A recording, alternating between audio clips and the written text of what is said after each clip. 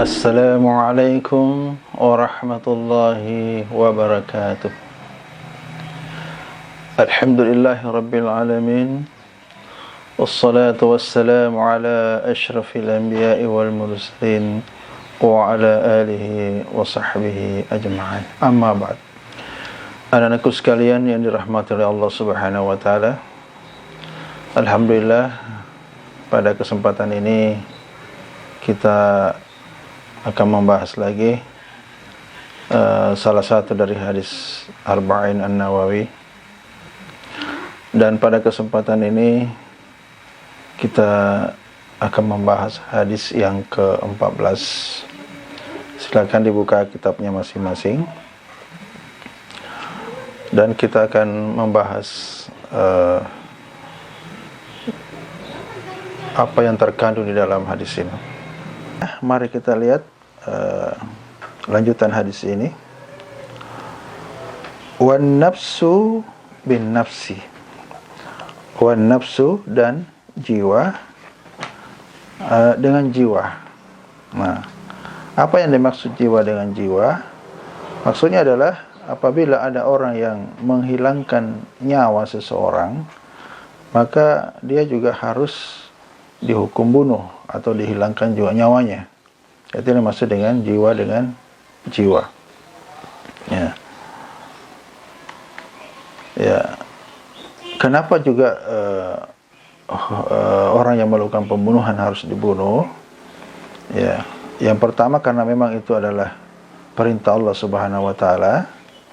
Itu bisa dicek di dalam surat Al-Baqarah ayat 178. Ya. Kenapa mesti harus dibunuh? Itu ada manfaat dengan hukum membunuh itu.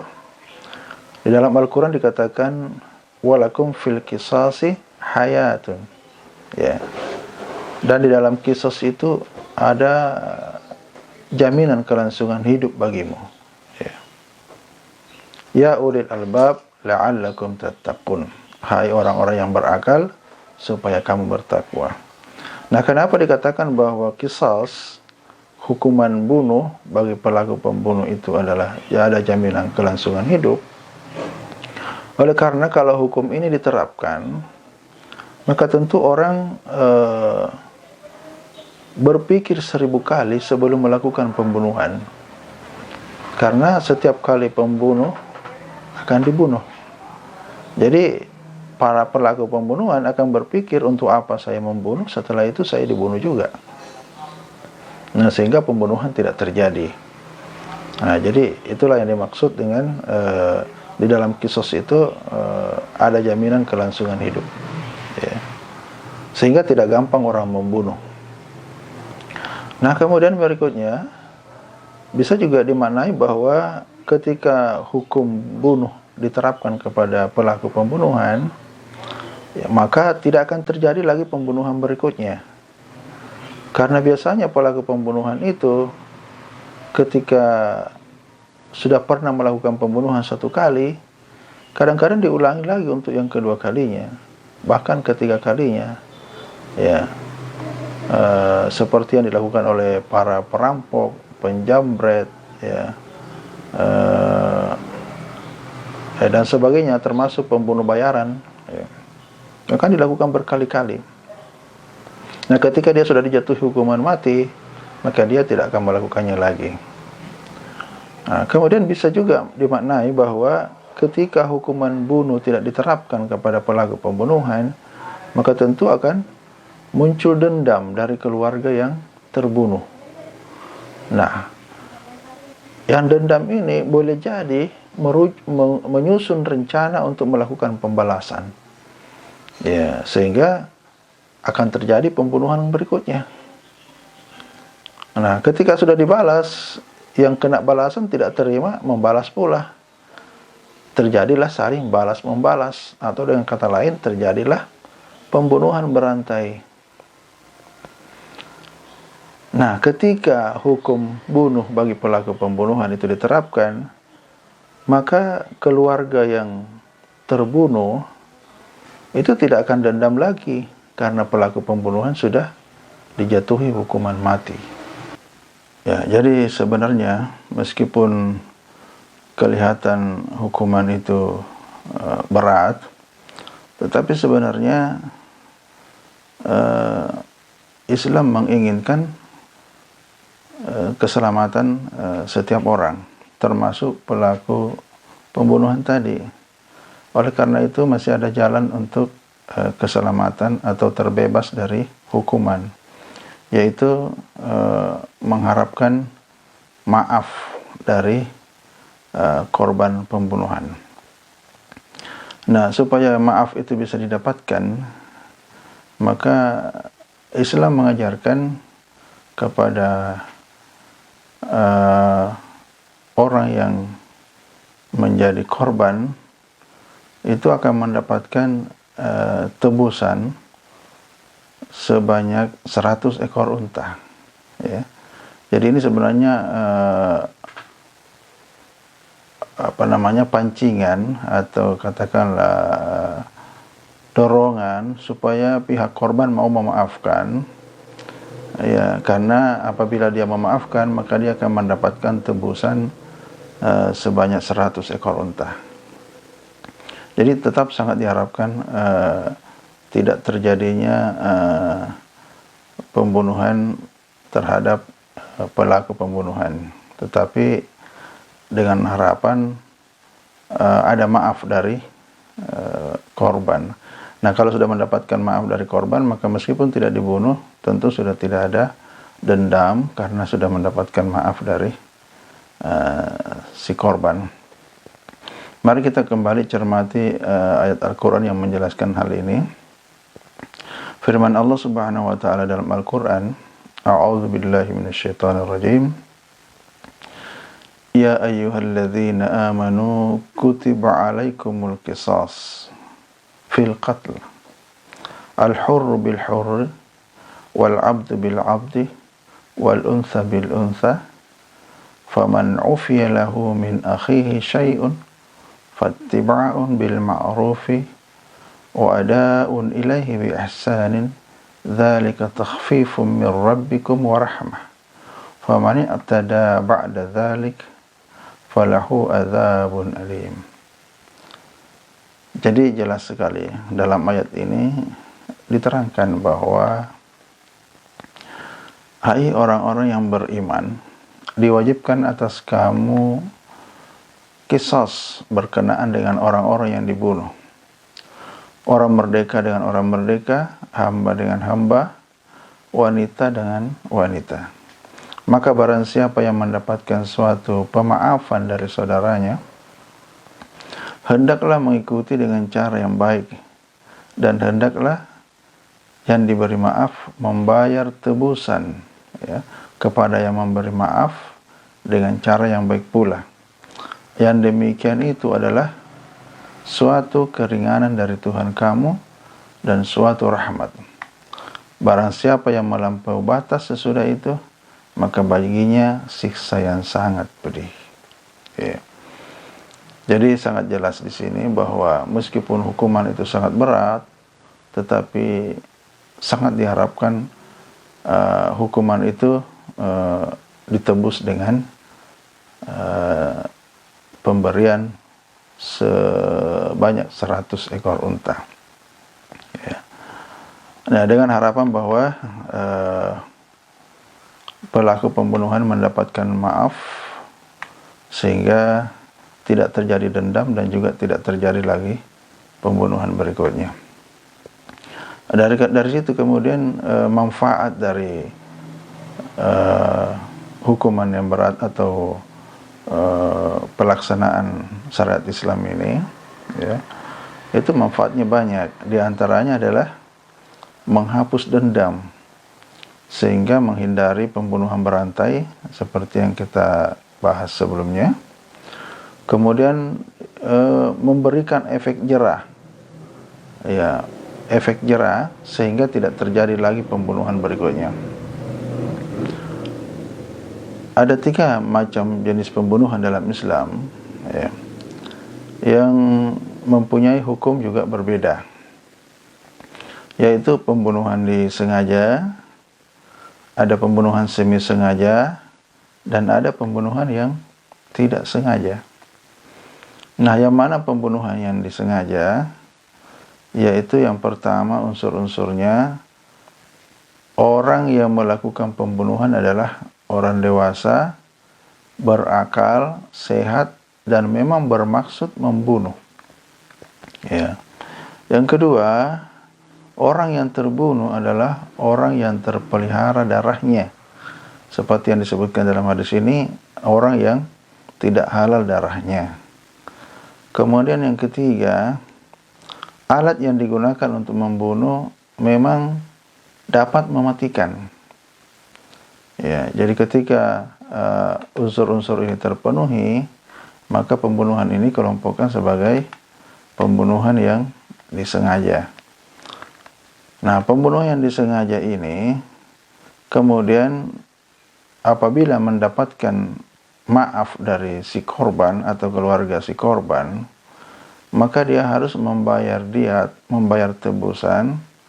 Tadi sudah dikatakan 100 ekor unta. Itu terdiri dari 30 ekor unta betina berumur 3-4 tahun. Kemudian 30 ekor unta betina lagi yang berumur 4-5 tahun. Dan sisanya yang 40 ekor unta betina yang sedang bunting. Ya.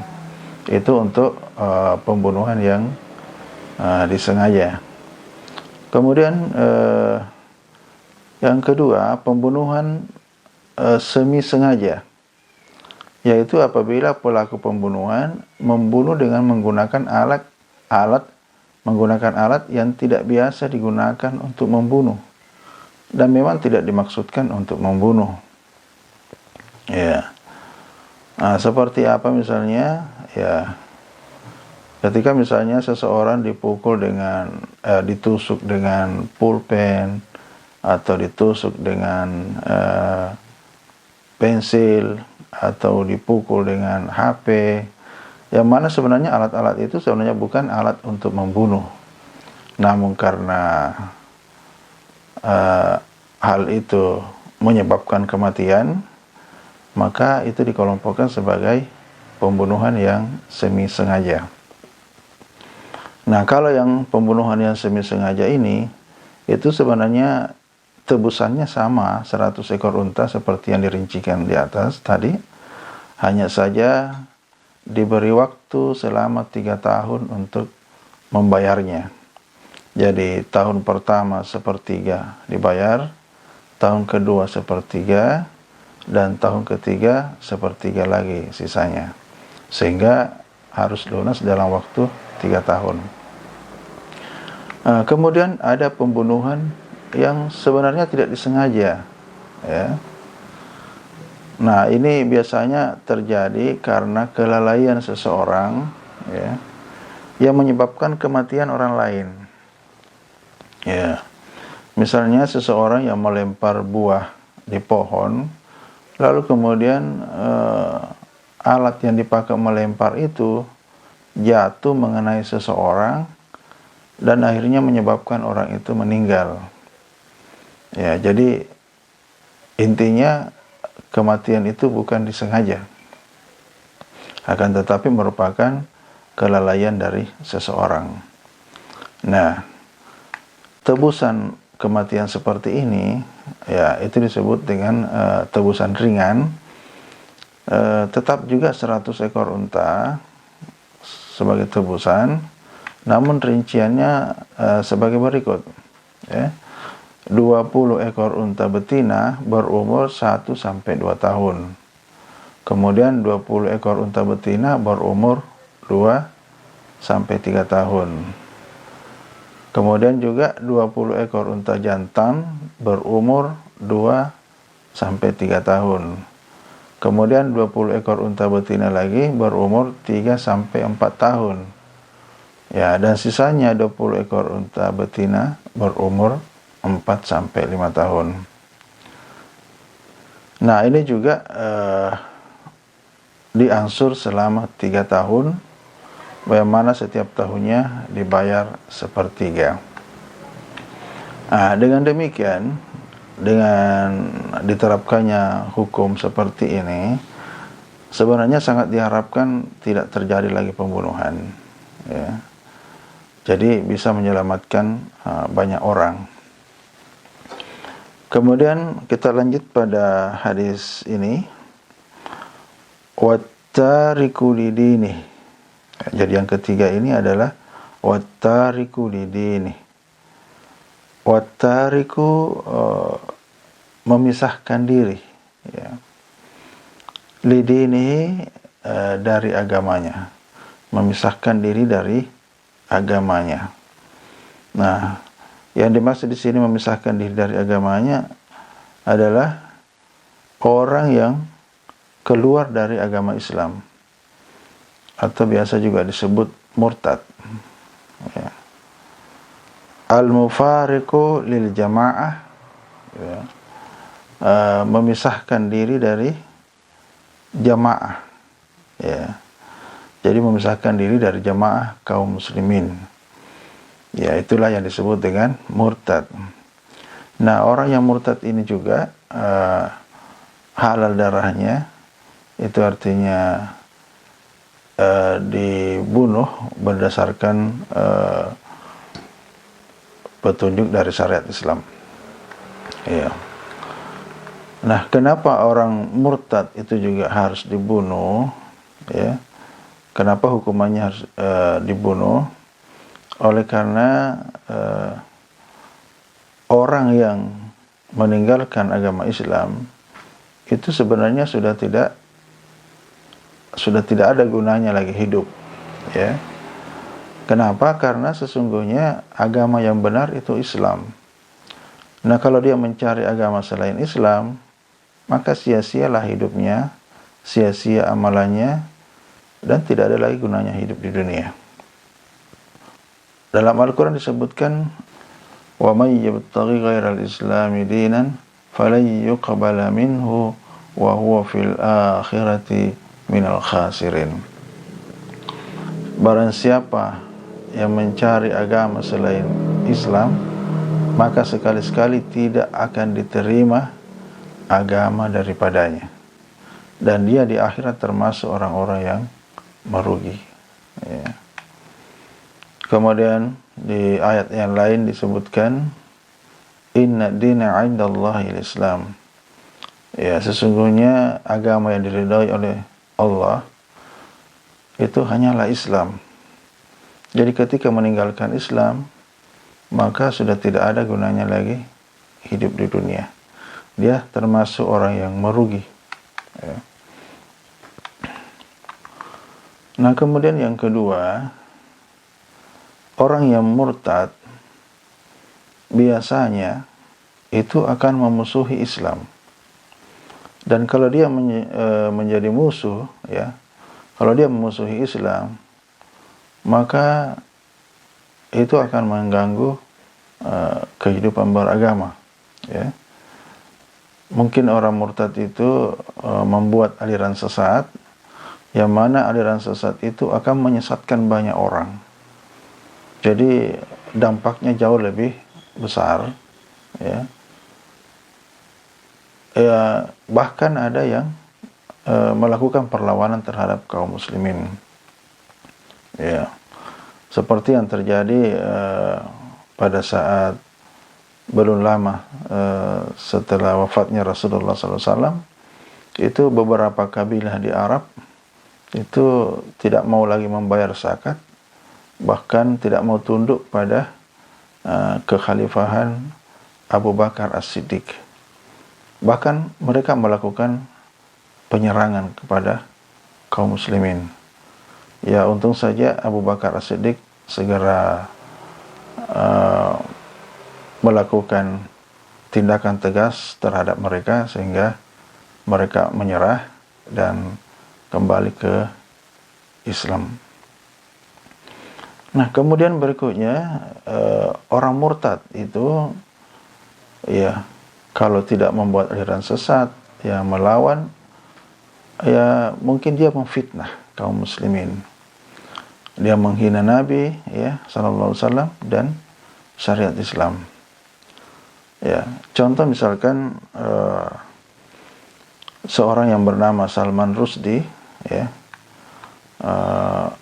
orang yang kelahiran India, lalu kemudian pindah ke Inggris menjadi warga negara Inggris, itu sempat membuat sebuah buku yang berjudul The Satanic Verses, yang mana buku itu banyak sekali cerita-cerita palsu yang dibuat oleh Salman Rushdie, yang intinya adalah menghina, ya, menjelek-jelekan Nabi dan syariat Islam. Nah, dari situ dapat terlihat bahwa sesungguhnya orang murtad itu berbahaya, ya. Selain sudah tidak bisa diharapkan manfaatnya, justru sebaliknya dia akan memberikan bahaya dan mudarat bagi kaum muslimin. Sehingga ya jalan yang terbaik untuk mereka adalah ya dibunuh, ya. Perlu juga saya jelaskan di sini sebelum kita akhiri, ya, bahwa orang murtad, ya, sebelum dibunuh itu masih diberi kesempatan beberapa saat, ya, sebagian ulama mengatakan 3 hari diberi kesempatan untuk bertobat, dan apabila kesempatan itu tidak dimanfaatkan untuk bertobat, maka terpaksa dia harus dibunuh. Nah, perlu juga diketahui bahwa baik itu pelaku zina, ya, kemudian pelaku pembunuhan maupun orang murtad, itu hukumannya tidak dilakukan sembarangan, ya. Pelaku zina misalnya, pelaku pembunuhan umpamanya, itu harus dibuktikan dengan bukti yang meyakinkan. Jadi ketika hanya praduga-praduga saja, ya, cuma diduga berzina, atau cuma diduga sebagai pembunuh, ya, itu sama sekali tidak dibenarkan dijatuhi hukuman sebelum diyakinkan, sebelum dipastikan sebagai pelaku zina atau pelaku pembunuhan. Oleh karena itu hukumannya tidak boleh dilakukan oleh sembarang orang, kecuali memang orang yang sudah ditugaskan untuk mengeksekusi, yang memang sudah ditugaskan untuk menjalankan tugas tersebut.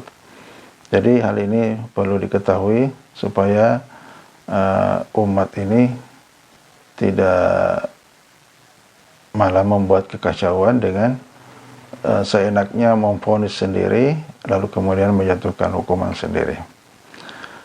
Hadis ini diriwayatkan oleh Imam Bukhari dan Imam Muslim, sehingga hadis ini diyakini sahih. Demikianlah anak-anakku sekalian yang sempat saya sampaikan, kurang lebihnya mohon dimaafkan. Billahi taufiq wal hidayah. Wassalamualaikum warahmatullahi wabarakatuh.